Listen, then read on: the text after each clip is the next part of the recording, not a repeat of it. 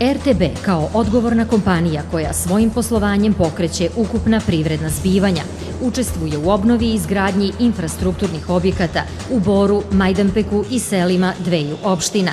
Pomaže osnivanje i razvoj novih uslužnih i proizvodnih programa i pogona, naročito u seoskim sredinama, kao i afirmaciju turističkih potencijala u Timočkoj krajini.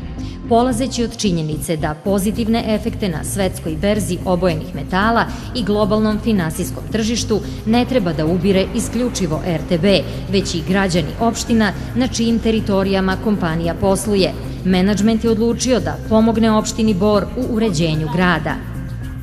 Osim konkretne finansijske i stručne pomoći, menadžment RTB-a je i brojnim poslovnim partnerima uputio zahtev za saradnju i finansijsku podršku uređenja Bora i Majdanpeka, koji zahvaljujući tim donacijama danas izgledaju mnogo lepše.